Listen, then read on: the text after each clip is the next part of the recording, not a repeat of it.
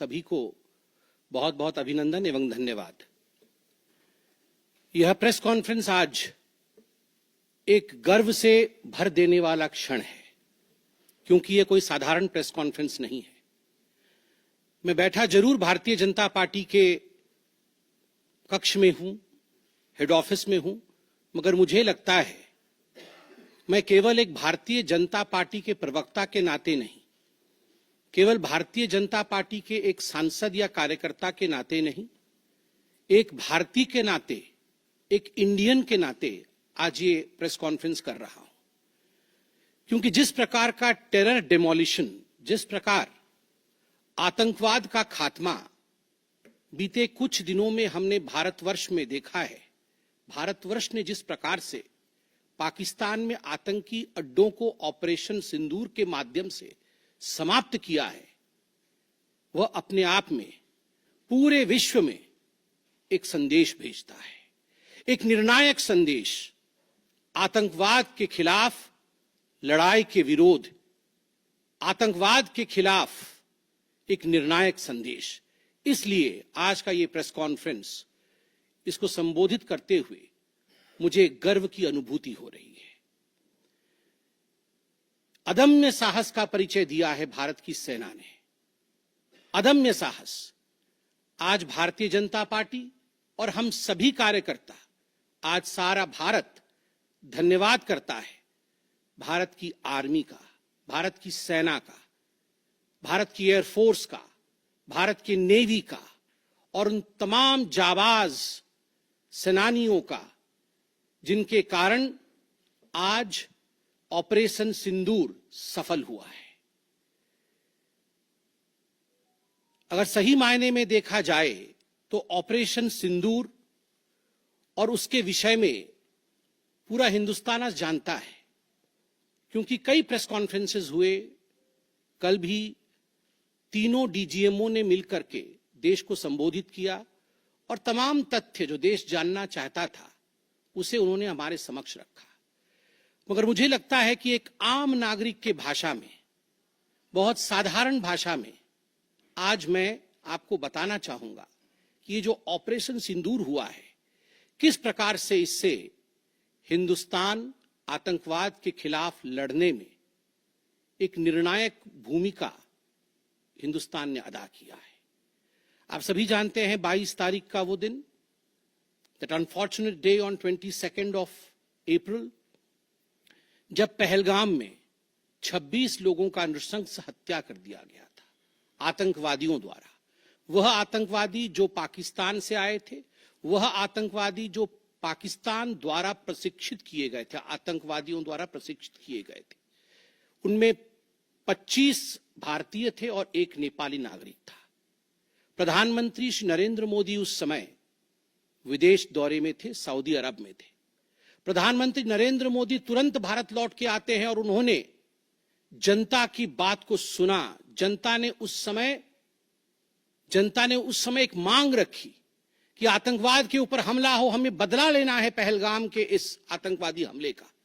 प्रधानमंत्री ने बिहार की भूमि से ऐलान किया और यह वादा किया कि मैं वादा करता हूं कि जो आपकी इच्छा है कि आतंकवाद के खिलाफ हमला होगा, हम पहलगाम के इस आतंकवादी हमले का बदला लेंगे। We will avenge the death of 26 people. प्रधानमंत्री ने कहा यह जो बदला होगा, यह आतंकवादियों के कल्पना से बाहर का बदला होगा, और जो बदला हुआ वो आतंकवादियों के कल्पना के बाहर का बदला था। प्रधानमंत्री जी ने कहा कि हम घुस के मारेंगे और मिट्टी में मिलाएंगे आतंकवादी के ठिकानों को, और आतंकवादियों के ठिकानों को प्रधानमंत्री नरेंद्र मोदी जी के निर्णय ने और हमारे सेना के अदम्य साहस ने मिट्टी में मिलाने का काम किया। यह वादा प्रधानमंत्री नरेंद्र मोदी जी का था। 22 तारीख से 7 मई तक लगभग ये 14 दिन आप सभी ने देखा, पूरे भारतवर्ष में एक प्रकार से एक माहौल टेंशन का था, प्रेशर का था कि तुरंत निर्णय किया जाए, तुरंत एक्शन में आया जाए। बहुत सूझबूझ के साथ, सोच समझ करके, स्ट्रैटेजी के साथ पाकिस्तान भी जानता था कि हमला होगा, एयर स्ट्राइक पहले हो चुका था, किस प्रकार सर्जिकल स्ट्राइक पहले हो चुकी थी। पाकिस्तान पूरी तरह जानता था कि इस बार भी छोड़ा नहीं जाएगा, मगर उसके बावजूद पाकिस्तान इतना दिमाग लगाने के पश्चात वह डेट नहीं जान पाया जिस दिन यह हमला होना था। 22 तारीख से 7 तारीख के बीच में कुछ नॉन मिलिट्री एक्शंस जिन्होंने पाकिस्तान को कमजोर किया, वह प्रधानमंत्री नरेंद्र मोदी जी ने और भारत की सरकार ने लिया। ये जो ऑपरेशन सिंदूर है, इसका एक मिलिट्री पोर्शन है तो एक नॉन मिलिट्री पोर्शन भी है। और नॉन मिलिट्री पोर्शन में सबसे बड़ी बात इंडस वाटर ट्रीटी, जो सिंधु नदी समझौता 1960 का था, उसे स्थगित किया गया, अबेयंस में रखा गया। आप सभी जानते हैं लगभग 90% पाकिस्तान जो है इसी पानी पर निर्भर करता है। लगभग 80% उनका जो कृषि है इस पानी पर निर्भर करता है। इस पानी को यदि रोक दिया जाए तो पाकिस्तान की 1/4 जीडीपी गिर जाती है। इस पाकिस्तान को अगर इस पानी से वंचित रखा जाए तो पाकिस्तान के हालात वैसे होंगे कि उनकी जीडीपी लुढ़केगी, कृषि लुढ़केगा। केवल कृषि और जीडीपी नहीं, उनके पावर कट्स होंगे और इस प्रकार का माहौल पाकिस्तान में पैदा होगा कि पाकिस्तान एक फ्रजाइल स्टेट के रूप में, अभी भी फ्रजाइल है, और फ्रजाइल स्टेट के रूप में वो सामने आएगा। झेलम और चनाब अब संपूर्ण रूप से भारत सरकार के अधिकार में है, अधिकार क्षेत्र में है। और जिस प्रकार से यहां हम बांध बनाने की और रिवर को आगे बढ़ाने की बात कर रहे हैं, नए रिजर्वॉयर, इरिगेशन और हाइड्रो पावर से जम्मू कश्मीर, लद्दाख, पंजाब एवं हरियाणा, इन राज्यों को बहुत फायदा मिलने वाला है। ये कहा गया कि पानी और खून एक साथ नहीं बहेगा। मित्रों, जरा सोच के देखिए, 50 वर्षों तक जो संभव नहीं हुआ था, किसी भी युद्ध में यह संभव नहीं हुआ था कि इंडस वाटर ट्रीटी को रोक दिया जाए। जो संभव नहीं हुआ था वह असंभव काम संभव हुआ इस बार। अटारी वाघा बॉर्डर को भी रोक दिया गया। दोनों देशों के बीच में कोई ट्रेड नहीं होगा और इसका खामियाजा कोई भुगतेगा तो वो पाकिस्तान की इकोनॉमी भुगतेगी। इसके साथ ही जिन लोगों के पास पाकिस्तान का वीजा था और वो हिंदुस्तान में, पाकिस्तान के नागरिक जो हिंदुस्तान के वीजा के साथ भारतवर्ष में रह रहे थे, उन सब को बाहर निकाला गया। पाकिस्तान का कोई भी आर्टिस्ट, कोई भी परफॉर्मेंस वो भारतवर्ष में नहीं हो सकता है। इस प्रकार के कड़े प्रतिबंध पाकिस्तान के ऊपर लगाए गए। माननीय प्रधानमंत्री श्री नरेंद्र मोदी जी ने लगभग 20 देशों के राष्ट्राध्यक्षों से सीधी बातचीत की। How to isolate Pakistan, how to fight against terrorism. और सबसे बड़ी बात है, तमाम देशों ने भारत का समर्थन किया। सऊदी अरब, यूएई, यूएस, आप सोचिए, इस्लामिक वर्ल्ड के बड़े देश हैं सऊदी अरब और यूएई, इन्होंने भारतवर्ष का पूर्णतः समर्थन किया। जिस समय पहलगाम का हमला हुआ था, माननीय प्रधानमंत्री सऊदी अरब में थे। सऊदी अरब के अपने दौरे को जब वो छोड़ के आए, तब उनको वहां एश्योरेंस दिया गया कि आप जाइए, हम आपके साथ खड़े हैं, वी सपोर्ट यू, हम टेरर के खिलाफ आपके साथ कंधे से कंधा मिला के लड़ेंगे। Pakistan was isolated. ये जो नॉन मिलिट्री एक्शन लिया गया, आज मैं कहना चाहता हूं कि 50 वर्षों से भी अधिक समय तक जो टूल्स कभी इस्तेमाल नहीं किए गए थे, जिस क्षेत्र में भारतवर्ष कभी नहीं गया था, वह टूल्स इस्तेमाल किए गए। और अपने आप में भारत के लिए यह बहुत बड़ी बात है। बहुत बड़ी बात है कि इंडस वाटर ट्रीटी को रोका गया। 20 से अधिक देशों का समर्थन, आतंकवाद के खिलाफ एक निर्णायक हमले की तैयारी। और 6 और 7 मई 2025 उस रात निर्णायक हमला होता है आतंकवाद के ऊपर। सभी जानते हैं कि 9 आतंकवादी ठिकाने जो पीओजेके में थे और पाकिस्तान में थे, उन्हें ध्वस्त किया गया। यह ऑपरेशन सिंदूर एक बहुत बड़ा बहुत बड़ा दायरा तय करता है। इसने पूरे विश्व को दिखाया कि भारतवर्ष क्या कर सकता है। ऑपरेशन सिंदूर ने दिखाया कि केवल एलओसी नहीं, इंटरनेशनल बॉर्डर के पार जाके भी भारत पाकिस्तान के अंदर किसी भी टारगेट को प्रिसाइसली उस पर हमला कर सकता है और आतंकवाद के खौफ को समाप्त कर सकता है। इस पूरे ऑपरेशन का लक्ष्य क्या था, इसे समझने की आवश्यकता है। लक्ष्य क्या था? क्या हमने लक्ष्य की पूर्ति की? What was the aim of Operation Sindoor? Did we achieve what we aimed for? क्या लक्ष्य था? नंबर 1 लक्ष्य था आतंकवादी ठिकाने जो दूर दराज इलाके में है पाकिस्तान में, जहां आज तक कोई नहीं पहुंच पाया, जहां आज तक पाकिस्तान के आतंकवादियों को लगता था कि वो सुरक्षित हैं, वहां तक पहुंचना यह लक्ष्य था। दूसरा लक्ष्य था आतंकवादियों को ढेर करना, मार देना। तीसरा लक्ष्य था इन टारगेटों को जमींदोज करना, उन्हें मिट्टी से मिला देना। चौथा लक्ष्य था इस पूरे काम को करते हुए कोई भी सिविलियन, उसके ऊपर किसी प्रकार से कोई इंजुरी नहीं होना। और अंतिम लक्ष्य था किसी प्रकार के मिलिट्री, जो पाकिस्तान का मिलिट्री या सैन्य बेस हो, उसके ऊपर हमला नहीं करना। अर्थात ये लड़ाई आतंकवाद के खिलाफ थी। यह लक्ष्य था ऑपरेशन सिंदूर का। This was a fight against terrorism and terrorists. क्या हम लक्ष्य को पा पाए? आप देखिए, जब यह हमला हुआ तो 9 ठिकाने ध्वस्त हुए, उनमें 5 POJK में थे, पाक ऑक्यूपाइड जम्मू कश्मीर में, और 4 पाकिस्तान में थे। सबसे बड़ी बात है, पहली बार पंजाब प्रोविंस, जो कि पाकिस्तान का एक बहुत स्ट्रेटेजिक लोकेशन है, पंजाब प्रोविंस उनका हृदय है पाकिस्तान का, उसके अंदर भारतवर्ष घुस करके आतंकवादियों का सफाया करता है। यह अपने आप में छोटी बात नहीं है। This is a big achievement as far as Operation Sindoor is concerned. Lashkar-e-Taiba, Jaish-e-Mohammed, Hizbul Mujahideen, इनके ठिकाने ध्वस्त होते हैं। और मैं यहां वो नाम पढ़ना चाहूंगा। ये जो 9 नाम है, 9 आतंकवादी ठिकाने, मैं आज देश से अपील करना चाहूंगा, तमाम भारतीयों से अपील करना चाहूंगा कि ये नाम हमें स्मरण करना है। आने वाले 100 वर्षों तक हमें इन नामों को याद दिलाते रहना है, दोहराना है। जब भी आतंकवाद सर उठाए तो हमें ये चित्र दिखाने हैं कि तुम्हारा क्या हश्र किया था ऑपरेशन सिंदूर ने, भारत की सेना ने, भारत की राजनीतिक इच्छा शक्ति ने और भारतीयों ने। इसलिए मैं नाम पढ़ना चाहूंगा।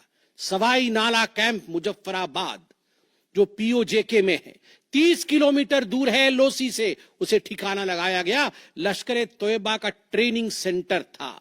20 अक्टूबर 2024 सोनमर्ग में और 24 अक्टूबर 2024 गुलमर्ग में जो आतंकी हमले हुए थे, उसमें यहां से आतंकवादी आए थे। और सबसे बड़ी बात, 22 अप्रैल 2025 को जो आतंकवादी आकर पहलगाम में हमारे नागरिकों को मार के गए थे, हमारी बहनों के माथे से जिन्होंने सिंदूर पोंछने का काम किया था, उनका प्रशिक्षण भी इसी केंद्र में हुआ था, सवाई नाला कैंप मुजफ्फराबाद। सैयदाना बिलाल कैंप मुजफ्फराबाद, ये जैसे मोहम्मद का ट्रेनिंग सेंटर था, ये दूसरा कैंप जो ध्वस्त हुआ। गुलपुर कैंप कोटली, ये एलओसी से 30 किलोमीटर दूर था, लश्कर-ए-तैयबा का बेस था। और 20 अप्रैल 2023 को पुंछ में, 9 जून 2024 को जो तीर्थ यात्री को बस में हमला करके मारने का काम किया था आतंकवादी, यहां गुलपुर कैंप से आए थे जो कोटली में है, उसे ध्वस्त किया गया। बरनाला कैंप बिरगढ़, बरनाला कैंप जो 9 किलोमीटर दूर है एलओसी से, उसे समाप्त किया गया। अब्बास कैंप कोटली जो 13 किलोमीटर दूर है एलओसी से, लश्कर-ए-तैयबा का फिदाइन सेंटर है और 15 आतंकवादियों को एक साथ ट्रेन कर सकता है, उसे ध्वस्त करके गिराया गया।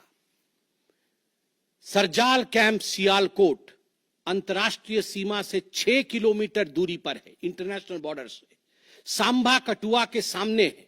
और मार्च 2025 में जम्मू और कश्मीर पुलिस के 4 जवान शहीद हुए थे। उनको मारने का काम इन्हीं आतंकवादियों ने किया था जो सरजाल कैंप से आए थे सियालकोट के। उस कैंप को ध्वस्त कर दिया गया।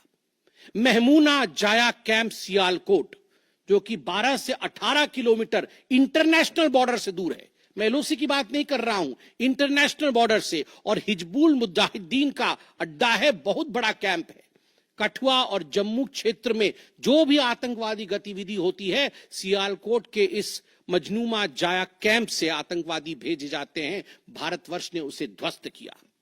मरकज तैयबा मुरीद के, जो कि अंतर्राष्ट्रीय सीमा से 18 से 25 किलोमीटर दूर है, 2008 के मुंबई का जो हमला हुआ था, 26/11 के नाम से जिसे हम जानते हैं, उसमें जो आतंकवादी आए थे, अजमल कसाब और डेविड हेडली, उनकी ट्रेनिंग मरकज तैयबा मुरीद के में हुआ था। और आज मैं फक्र के साथ कह सकता हूं, गर्व के साथ कह सकता हूं कि भारत की सेना ने, भारत की राजनीतिक इच्छा शक्ति ने और भारतीयों ने मरकज तैयबा मुरीद के को ध्वस्त किया है, समाप्त किया है। मरकज सुभान अल्लाह बहावलपुर इंटरनेशनल बॉर्डर से 100 किलोमीटर की दूरी पे है।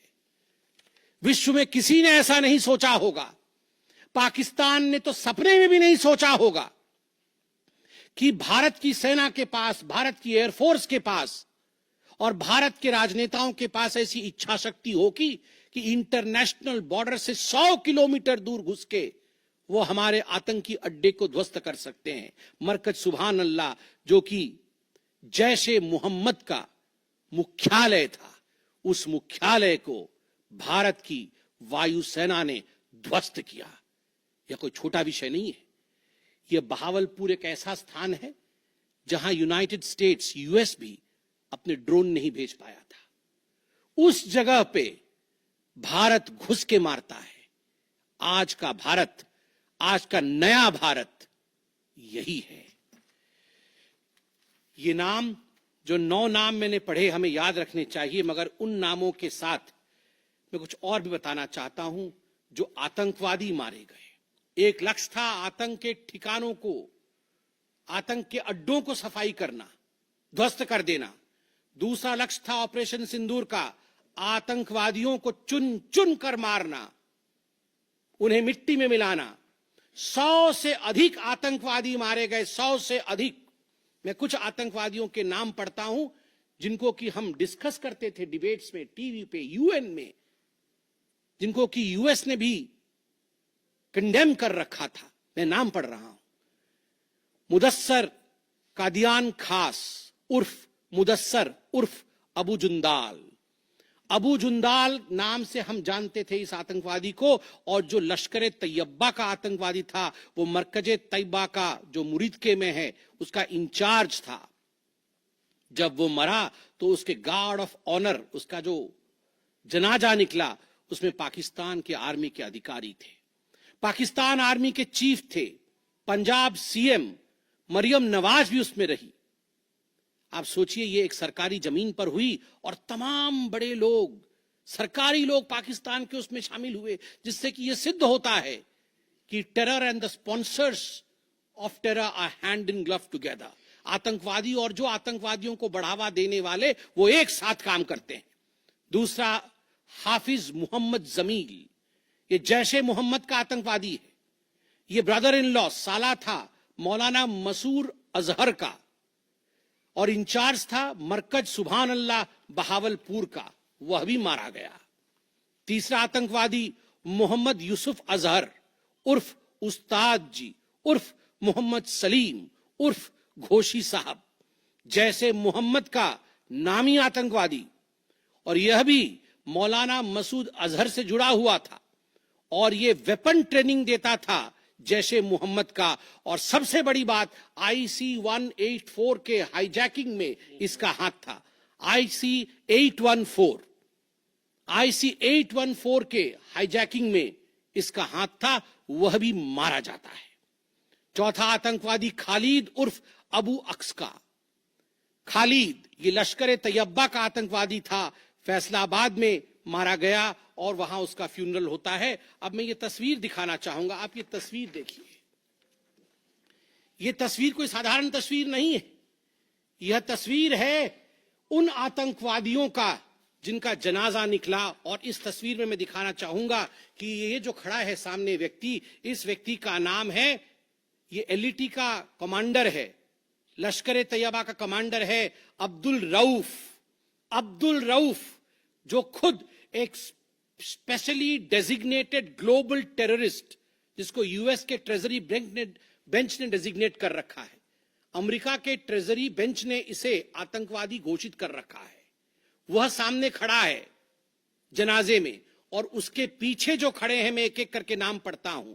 लेफ्टिनेंट जनरल फैयाज हुसैन शाह जो कि लेफ्टिनेंट जनरल है पाकिस्तान आर्मी के, मेजर जनरल राव इमरान सरताज जो कि मेजर जनरल है पाकिस्तान आर्मी के, ब्रिगेडियर मोहम्मद फुरकान शब्बीर पाकिस्तान आर्मी के, डॉक्टर उस्मान अनवर आईजीपी पंजाब, और Malik Sohaib Ahmed birth member of provincial assembly of Punjab. ये बड़े बड़े लोग, तथाकथित सरकार के बड़े बड़े लोग पाकिस्तान के आतंकवादियों के जनाजा में शामिल होने आए हैं। और जनाजे को लीड कर रहा है एक आतंकवादी, डेजिग्नेटेड आतंकवादी। और आप देखिए ये बिफोर और आफ्टर, ये जितने भी मैंने आपको अभी आतंकवादी ठिकानों का नाम बताया, किस प्रकार उनकी परिस्थिति थी और क्या उनकी परिस्थिति हुई, यह इस तस्वीर से हम देख सकते हैं। तो उद्देश्य में बता रहा था, ऑपरेशन सिंदूर का उद्देश्य बहुत स्पष्ट था। उसका उद्देश्य था आतंकवाद के ठिकाने को ध्वस्त करना, आतंकवादियों को मारना और आतंकवाद के खिलाफ एक संदेश भेजना, और उसमें हम सफल हुए। पहली बार एक बात पूरे विश्व ने देखा कि पाकिस्तान का हर इंच भारत के पहुंच के अंदर है। कोई कोना पाकिस्तान का ऐसा नहीं है जो भारत के पहुंच से बाहर हो। और आप सोच के देखिए, पाकिस्तान का एयर डिफेंस सिस्टम फेल हो जाता है। पाकिस्तान का एयर डिफेंस सिस्टम फेल हो जाता है जिस समय 6 और 7 के रात के बीच ये पूरी कार्यवाही हो रही थी। रफाल विमान द्वारा स्काल्प और हैमर मिसाइल्स के माध्यम से 23 मिनट के अंदर, 23 मिनट्स के अंदर एक विंडो था, जिस विंडो के अंदर ये 9 के 9 आतंकवादी ठिकाने उन्हें ध्वस्त कर दिए गए। 23 मिनट में पूरा विश्व ने देखा कि भारत क्या कर सकता है। मुझे लगता है पूरे विश्व में इस प्रकार से 23 मिनट के अंदर इतने प्रेसिशन के साथ आतंकवादी ठिकानों पर हमला किसी देश ने पहले किया होगा। और जब यह पूरा एक्सरसाइज समाप्त हुआ, उसके बाद जब हमारे एमईए ने, हमारी आर्मी ने प्रेस कॉन्फ्रेंस किया, तो उसमें कुछ 4 शब्द बहुत महत्वपूर्ण थे। वो 4 शब्द हैं controlled, precise, measured, non escalatory. हमने ये जो 9 अड्डे ध्वस्त किए वो कंट्रोल्ड तरीके से ध्वस्त किए। प्रिसाइज, कोई सिविलियन अड्डा या कोई मिलिट्री टारगेट नहीं था, प्रिसाइज टारगेट था, आतंकवादी ठिकाने, उनको ध्वस्त कर दिए। मेजर्ड, जितना ध्वस्त करना था उतना ध्वस्त किया, उसके अगल बगल के किसी स्ट्रक्चर को ध्वस्त नहीं किया। जहां आतंकवादी थे उनके ठिकाने में घुस के उनको मार के निकले। और नॉन एस्केलेटरी मतलब युद्ध को बढ़ाने वाला नहीं, नॉन एस्केलेटरी, क्योंकि the primary escalation was Pahalgam. जो मूल एस्केलेशन था वो 22 अप्रैल को पहलगाम में पाकिस्तान ने किया था, हमने रिएक्ट किया नॉन एस्केलेटरी। ये 4 शब्द अपने आप को परिभाषित करते हैं कि ऑपरेशन सिंदूर का लक्ष्य क्या था। ऑपरेशन सिंदूर का जो लक्ष्य था, ऑपरेशन सिंदूर ने उसे 100% पूर्ण किया, 100% पूर्ण किया। इसलिए आज हिंदुस्तान, भारतवर्ष गर्व के साथ कह सकता है कि ऑपरेशन सिंदूर एक ऐसा ऑपरेशन था जो 100% सक्सेसफुल था, और जितने हमारे जाबाज पायलट्स गए थे राफेल के साथ उतने लौट के आए और आतंकवादी ठिकानों को ध्वस्त करके आए, और किसी सिविलियन को नहीं मारा, किसी मिलिट्री बेस को नहीं मारा।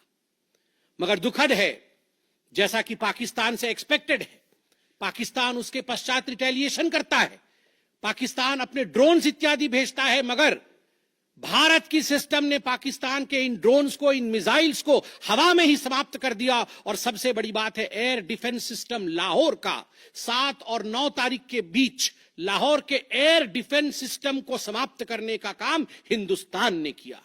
और 9 और 10 तारीख के बीच, 9 मई और 10 मई के बीच 11 एयर बेसेस को, पाकिस्तान के 11 एयर बेसेस को ध्वस्त करने का काम भारतवर्ष ने रिटेलिएशन में किया। जब पाकिस्तान ने भारतवर्ष के ऊपर एस्केलेशन किया तो भारतवर्ष ने 11 एयर बेसेस को समाप्त किया। इन एयर बेसेस के नाम भी हमें याद रखने चाहिए। तमाम भारतीयों को वो 9 नाम आतंकवादी ठिकाने याद रखने चाहिए, स्मरण होना चाहिए। और ये जो 11 एयरबेस हैं, हिंदुस्तान अपने पर आ जाए तो क्या कर सकता है अपने लोगों को बचाने के लिए। ये 11 नाम भी मैं पढ़ता हूं। नूर खान, ये नूर खान वह एयरबेस है जहां पर एयर टू एयर रीफ्यूएलिंग करने की क्षमता है। हवा में उड़ रही हो अगर आपका विमान, तो एयर टू एयर रीफ्यूएलिंग यही नूर खान से हो सकती है। जब भारत ने नूर खान को ध्वस्त किया तो जो जहाज थे पाकिस्तान के, उनके पास वो क्षमता नहीं रही कि वो हवा में अधिक समय तक युद्ध कर सके, उन्हें नीचे उतरना ही पड़ा। नूर खान, रफीकी, मुरीद, सुक्कूर, सियालकोट, पसरूर, चुनियान, सरगोदा, स्कारू, भुलारी और जकोबाबाद, ये तमाम मैं फोटोज लेके आया हूं। जकोबाबाद का ये फोटो देखिए, क्या था पहले और क्या हुआ बाद में, क्या था पहले और क्या हुआ बाद में। आप देख सकते हैं परखच्चे उड़ गए। यह है प्रिसीशन ऑफ इंडियाज अटैक। तमाम फोटो हैं यहां पे, किस प्रकार से हमने एक एक करके उनके एयर बेसेस को समाप्त किया। आप देख सकते हैं सारे एयर बेसेस के हम फोटो लेके आए हैं, जकोबाबाद से लेके बाकी तमाम। क्योंकि आपने ये सब देखा हुआ है, मैं अधिक समय नहीं लूंगा। आर्मी ने आपको दिखाया है, डीजीएमओज ने आपको दिखाया है, इसलिए मैं इसको आपको दिखा के दोबारा, I would not like to take much time, but मैं रिमाइंड करना चाहूंगा कि 11 एयर बेसेस को हमने ध्वस्त किया। और इसमें एक बड़ा विषय है, पहली बार विश्व में किसी देश ने एक न्यूक्लियर कंट्री के अंदर घुस करके उनके एयर बेसेस को समाप्त करने का काम किया। पाकिस्तान एक न्यूक्लियर कंट्री है, उसके अंदर घुस करके उनके एयर बेसेस को 20% पाकिस्तान के एयरफोर्स के इंफ्रास्ट्रक्चर को भारतवर्ष ने नाकाम कर दिया। 20% of PAF's infra was destroyed by India. Just imagine, एक न्यूक्लियर कंट्री है, उसमें घुसकर मारना, यह अपने आप में पूरे विश्व में पहला इंस्टेंस है। और भुलारी एयरबेस में 50 PAF पाकिस्तान एयरफोर्स के जवान मारे गए, जिसमें स्क्वाड्रन लीडर उस्मान यूसुफ भी मारे गए। कुल मिलाकर के 9 आतंकी ठिकाने, 11 एयरबेस, 100 से अधिक आतंकी, 50 जवान और अपनी इज्जत, यह पाकिस्तान ने खोया है। I repeat, what Pakistan has lost via Operation Sindoor. 9 आतंकी ठिकाने, बड़े बड़े आतंकी ठिकाने, 11 एयरबेस, 100 से अधिक आतंकवादी, 50 से अधिक जवान और अपनी इज्जत, यह पाकिस्तान ने खोया है। यह झटका पाकिस्तान सह नहीं पाया और उनके डीजीएमओ का 10 तारीख को ही फोन आया। और उसके पश्चात मैं कहूंगा यह सीज फायर नहीं, ये एक अंडरस्टैंडिंग है। ये एक अंडरस्टैंडिंग है कि यदि भविष्य में किसी प्रकार का कोई भी आतंकी हमला होता है तो ये अंडरस्टैंडिंग तोड़ दी जाएगी। हमने करके दिखाया है, जो पहले कभी नहीं हुआ था वो हुआ है इस बार, अंदर घुस के मारा है हमने, ये एक अंडरस्टैंडिंग है। और सबसे बड़ी बात है, पाकिस्तान में उनके मौलाना, उनके मौलवियों ने पाकिस्तान का साथ नहीं दिया, मगर हिंदुस्तान की एकता देखिए, हिंदुस्तान का भाईचारा देखिए।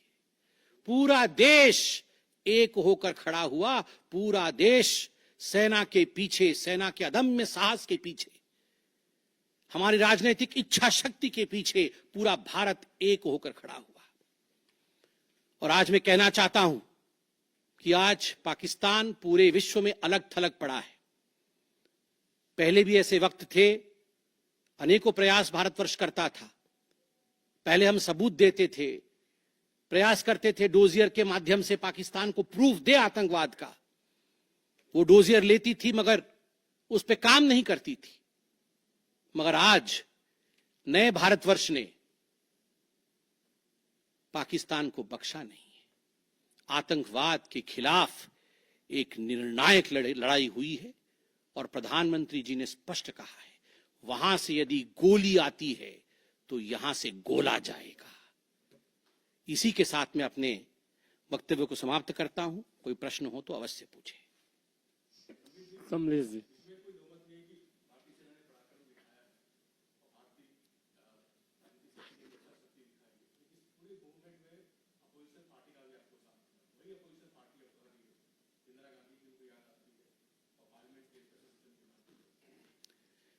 देखिए, मुझे लगता है आज का दिन पूरे भारत का दिन है।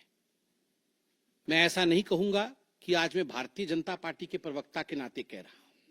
मैंने शुरू में ही कहा था, आज मैं भारतवर्ष के एक साधारण नागरिक के रूप में जो अदम्य साहस हमारे सेना ने दिखाया है उसका विवरण किया। पाकिस्तान ने क्या खोया है और हिंदुस्तान ने क्या पाया है वो मैंने आपको दिखाया है। इसमें तमाम पॉलिटिकल पार्टी ने एकजुटता दिखाई। यह भी अपने आप में एक बहुत बड़ी अचीवमेंट है, बहुत बड़ी बात है। और आज मैं नहीं चाहता हूं मैं किसी की आलोचना करूं। और मैंने कहा कि विगत दिनों में वह भी एक प्रयास था, जहां हम प्रूफ देने की कोशिश करते थे, हम डोजियर इत्यादि देते थे। हम 26/11 भी हुआ था, उस समय भी हमने प्रयास किया था कि हम पाकिस्तान को समझाएं कि देखो तुम्हारे आतंकी आके क्या कर रहे हैं हमारे देश में। मगर पाकिस्तान मानता नहीं था। पाकिस्तान को लगता था कि they can take India for granted. मगर अब परिस्थिति बदले हुए हैं। अब कोई हिम्मत नहीं कर सकता है इंडिया के ऊपर आंख उठा के देखने का। आमोद राय।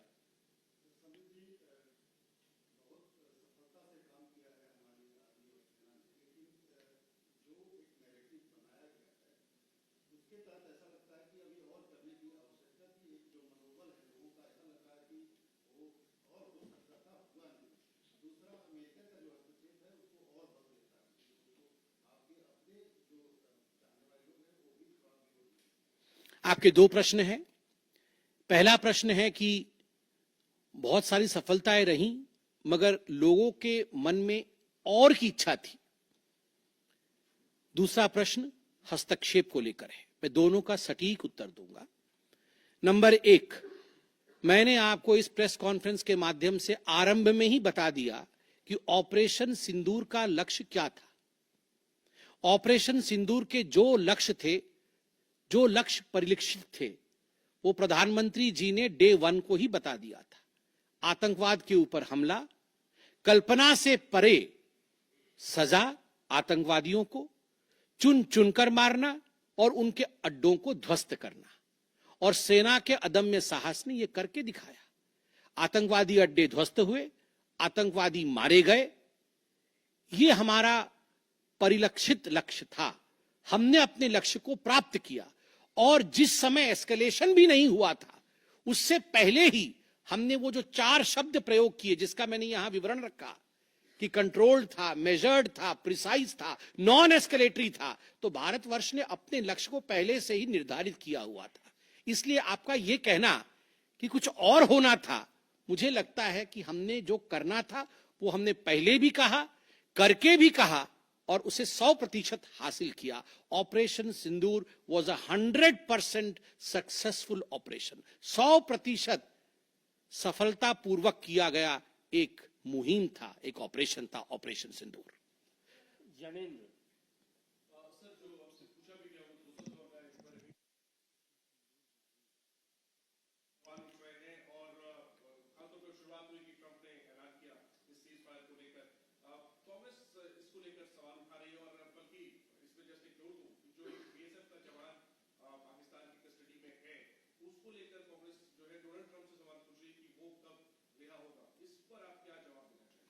देखिए, पहली बात तो है, जहां तक मध्यस्थता इत्यादि का विषय है, मैंने बहुत स्पष्ट रूप से कहा अभी, जितना मेरे डोमेन में नॉलेज है, और डीजीएमओज ने अपने प्रेस कॉन्फ्रेंस में एक बार नहीं कई बार कहा कि फोन हमारे डीजीएमओ को पाकिस्तान के डीजीएमओ का आया था। पाकिस्तान के डीजीएमओ ने कहा कि there should be some kind of stoppage, और चूंकि हमारा लक्ष्य पूर्ण हो चुका था, हम तो शुरू से ही एस्केलेशन के फेवर में नहीं थे। एस्केलेशन नहीं होना चाहिए था, नॉन एस्केलेटरी था। पाकिस्तान के डीजीएमओ ने फोन किया। दूसरे देशों का फोन, जहां तक दूसरे देशों का फोन आने का सवाल है, देखिए, ऐसी परिस्थितियों में तमाम देश एक दूसरे को फोन करते हैं। सभी देश एक दूसरे को फोन करते हैं, क्या मदद कर सकते हैं, किस प्रकार से कूल डाउन हो सकता है, इस विषयों पर चर्चा होती है। भारतवर्ष यूक्रेन भी फोन करता है, भारतवर्ष रशिया भी फोन करता है, सब जगह फोन करते हैं, हर कोई एक दूसरे को फोन करता है। इसमें किसी प्रकार का मगर संशय नहीं है कि डीजीएमओ पाकिस्तान ने फोन किया भारतवर्ष के डीजीएमओ को सीज फायर डिमांड करते हुए, रिक्वेस्ट करते हुए, डिमांड नहीं रिक्वेस्ट करते हुए। और कोई प्रश्न? एक मिनट दे जवाब दे दूंगा।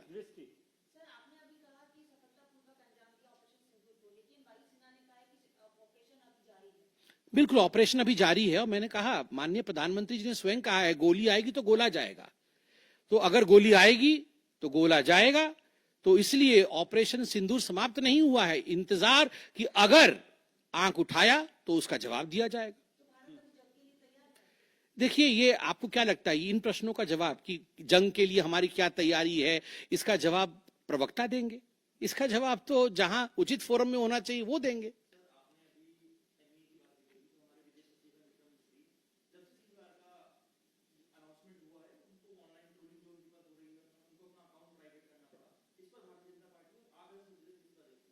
देखिए, मैं बहुत स्पष्ट रूप से बता दूं, ये आज की जो प्रेस कॉन्फ्रेंस हो रही है, ऑपरेशन सिंदूर को लेकर हो रही है, उसके सफलता को लेकर हो रही है। और तमाम लोग जो ऑपरेशन सिंदूर से जुड़े हुए थे, चाहे वो सेना हो, चाहे वो हमारी राजनीतिक घटक हो, चाहे वो हमारे ब्यूरोक्रेट्स हो, उन सभी का सलाम है। उन सबको हम रेस्पेक्ट के साथ देखते हैं।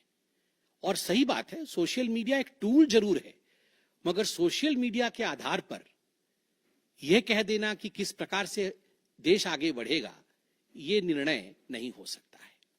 बहुत बहुत धन्यवाद।